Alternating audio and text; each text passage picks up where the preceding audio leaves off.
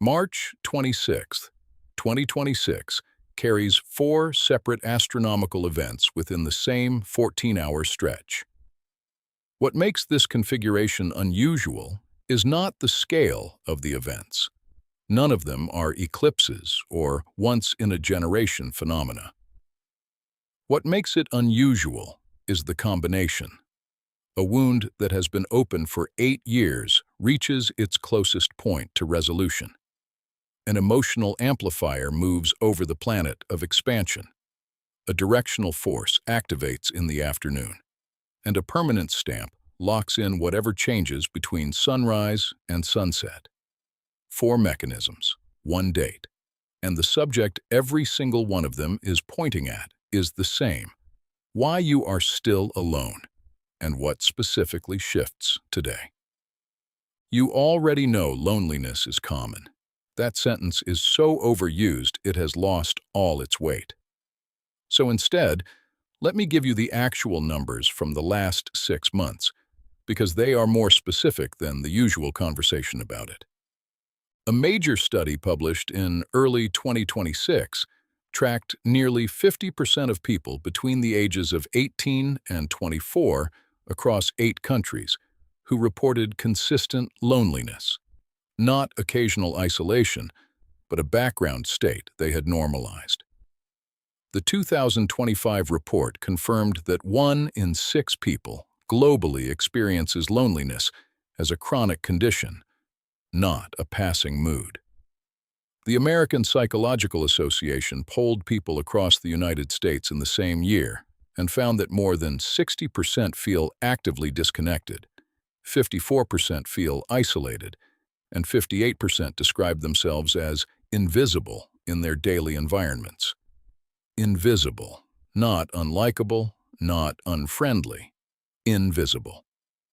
That specific word matters because it points to something more precise than sadness. It points to the phenomenon of people who have started to move through their lives as though their presence is optional even to themselves. And here is what is happening inside the brain underneath all of that. When social connection is delayed, not just absent but postponed, waited out, held in suspension, the brain does not stay in a neutral holding pattern. Research published in the Royal Society's journal confirmed that social isolation reduces dopamine receptor sensitivity over time. This means that the longer the wait, the harder the initial reconnection feels. Not because the person does not want it, but because the brain's reward system has down-regulated its own capacity to receive it. You have been waiting so long that waiting has become the default chemistry of your days. But there is a second effect that the same research identified, and this one works in your favor. Extended isolation also sharpens the brain's social detection systems. People who have waited long enough do not become indifferent to connection. They become surgically precise about it. They stop tolerating low-quality contact. They stop performing enthusiasm. They stop filling rooms with noise. And when they do connect, they connect differently, with more accuracy, more depth, less tolerance for what does not actually land. The waiting, which felt like loss, was also refinement. March 26th does not find you desperate. It finds you prepared. The reason this specific date functions differently from any other Tuesday in 2026 is not because of one event. It is because of a convergence that does not repeat in this configuration for years. And the most significant piece of it is one that almost no forecasting channel has centered, because it is not the most visually dramatic event in the sky. It is Venus conjunct Chiron in Aries, exact at 5:44 in the evening. Before explaining what that means, let me give you the full picture of what March 26th looks like in the sky. The moon enters Cancer at 5:34 in the morning. By 7:59 a.m., the moon forms an exact conjunction with Jupiter, also in Cancer. Jupiter has been in Cancer since last summer, and it is exalted there, which in astrological terms means it is operating at its maximum functional capacity. Jupiter in Cancer expands emotional intelligence, amplifies the desire for belonging, and increases the likelihood of recognizing what you actually need rather than what you have settled for. When the Moon passes over Jupiter in Cancer, that expansion becomes personal. It is no longer a background current. It enters your emotional body directly. The Moon is the fastest moving body in the sky. It acts as a trigger. On the morning of March 26th, it triggers Jupiter's full capacity. At 2:07 in the afternoon, the Moon forms a trine with Mars in Pisces. A trine is a frictionless aspect. It creates momentum without conflict. Mars in Pisces is already operating in a mode where action is less about force and more about following what feels true. The Moon-Mars trine at that time takes the emotional expansion of the morning and gives it a direction. Something that felt like waiting begins to feel like moving. But the event that anchors everything, the one that makes March 26th structurally different from the 25th and the 27th, is Venus conjunct Chiron in Aries at 5:44 p.m. This conjunction is the one that changes what you are available for. Chiron is not a planet. It is a centaur body, a comet-like object with an unusual orbit that crosses between Saturn and Uranus, spending approximately 8 years in each zodiac sign. It entered Aries in 2018. It leaves Aries permanently on June 19, 2026. That means this transit, Chiron's full tenure in Aries, is in its final 12 weeks. You are at the end of an 8-year chapter of a very specific wound. Chiron in Aries carries the wound of identity and worthiness. Not worthiness in the general self-help sense. Very specifically, the wound of not being chosen. The internalized question that has lived underneath years of behavior. Am I worth selecting? Not in comparison to others, not in competition. Just the raw, early formed belief that you are the kind of person who gets passed over. That wound arrived before you had language for it. It shaped decisions you thought you made freely. It shaped who you reached toward and who you let go of before they could leave first. It shaped the performance of not needing anyone that I described at the beginning of this. Chiron in Aries does not remove the wound. That is not how Chiron works. What Chiron does when it receives a conjunction from Venus, the planet of attraction, receptivity, and relationship, is make the wound visible in a way that it can finally be addressed rather than managed. Venus conjunct Chiron is not a healing moment in the passive sense. It is a moment of recognition.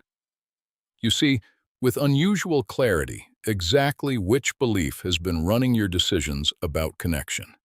And the moment you can see it clearly, it loses operational control. This is why March 26th is not about finding someone. It is about finding what stopped you from being findable. What happens in the brain aligns more directly with this than you might expect.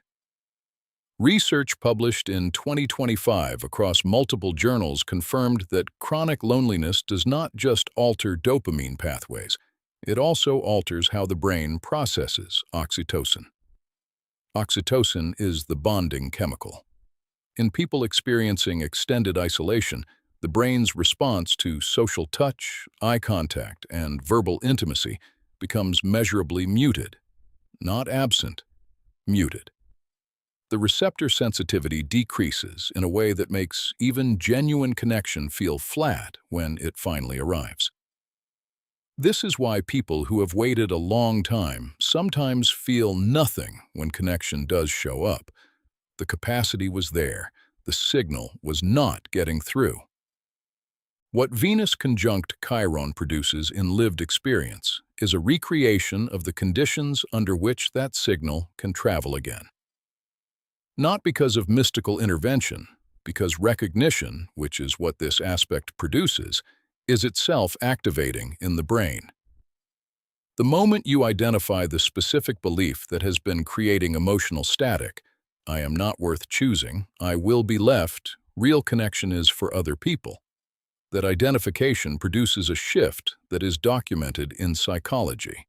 It is called a corrective insight. And corrective insights have measurable effects on the nervous system. Reduced cortisol, increased openness to social contact, and reactivated oxytocin response. March 26th does not need you to believe in astrology. It just needs you to be willing to look directly at one thing you have been avoiding looking at. There is also a third layer to this day that gives it structural staying power rather than emotional volatility. The Sun is conjunct Saturn in Aries. This aspect is active from March 25th through March 26th. Sun conjunct Saturn is not exciting. It does not promise sweeping change or cosmic fireworks. What it does is stamp whatever you decide to recognize and address with durability. Saturn is the planet of time, structure, and permanence. When it meets the Sun, the planet of identity, it creates a moment where what you choose to commit to becomes anchored, not in the calendar sense, in the sense that the shift you make on March 26th does not dissolve by March 30th. It settles. This is the rarest part of the convergence. You have a Venus-Chiron conjunction that produces recognition, a Moon-Jupiter conjunction that amplifies emotional receptivity, a Moon-Mars trine that converts emotion into directional movement, and a Sun-Saturn conjunction that gives permanence to whatever shift takes place. These four events, occurring on the same calendar date, create a geometry that has not appeared in this configuration in years. It is not dramatic. It does not announce itself. But it is one of the most structurally complete days for relationship change that 2026 contains. Now, I want to give you something specific, because the point of everything I have just told you is not to make you feel something. It is to move you toward doing something. And I want to be direct about what that looks like. After sunset on March 26th, go outside and look for the moon. It will be 64% illuminated, bright enough to locate without any equipment. Jupiter will be visible nearby, and the two stars of Gemini, Castor and Pollux, will frame the scene. You are not going outside to manifest. You are going outside because the act of standing under that specific sky on that specific evening is a physical act of participation in what I have just described. The body needs to do something with a shift, or the mind converts it back into information and files it away. Do not let this become information you file away. Stand in the sky. The second thing is this, and I am being very specific, so stay with me. At 5:44 p.m. on March 26th, when Venus forms its exact conjunction with Chiron, there is something I want you to do. Name it. Not out loud necessarily, not in a journal, not in a manifesting list. Just locate it. Locate the specific story you have been telling yourself about why connection has not arrived. Not the surface version, not "I have been busy" or "I have not met the right person." The one underneath. The one that starts with "because I am the kind of person who," and ends with something you have never said directly to anyone. Find that sentence. You do not need to fix it in that moment. You need to see it. The Venus-Chiron conjunction will do the rest of what it is going to do without your intervention, but seeing it clearly, at the exact moment the sky is built for it, changes what you carry out of that moment. The third thing is the most practical. and it is the one that most people will resist because it requires actual risk. There is a conversation you have not had, or a reply you have not sent, or a reach you have already composed in your head and not executed because something in you decided the timing was wrong or the reception was uncertain. On March 26th, that thing gets sent. Not a grand declaration, not an apology that reconstructs everything, just the reply, the message, the response that would be true. The Moon-Mars trine at 2:07 in the afternoon is the most functional window for this. Emotions are directional in that window, not just present. Use it. I want to return to where I started, because the ending of this is not a reassurance, and it is not a promise, and I think you have heard enough of both.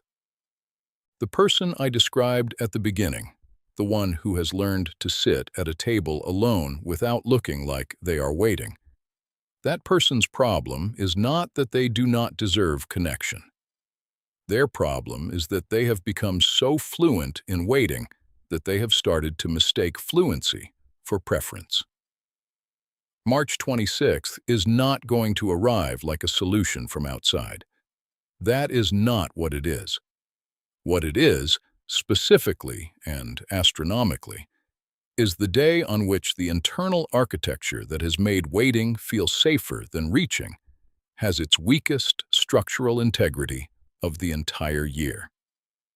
The Sun and Saturn building a conjunction in Aries means the commitments made on this day have staying power. Venus conjuncting Chiron in Aries means the wound that drove the waiting becomes visible rather than operational. The Moon moving over Jupiter in Cancer means the emotional capacity that has been held in check has an amplifier. And the Moon-Mars trine in the afternoon means the whole morning's accumulation of recognition finds a direction rather than a dead end. You are not going to wake up on March 27th and find that everything is different. That is not the architecture of change. What you are going to find, if you participate in what March 26th is offering, is that you no longer feel the same about the wait. Not because something arrived, because you stopped performing the waiting, because you looked at the sentence you have been carrying and you sent the thing you should have sent, and you stood in the sky at the moment it was built for you to stand in. The wait does not end because time finally expired. It ends because you withdraw your own consent to it. That is what March 26th is. That is what you have been moving toward.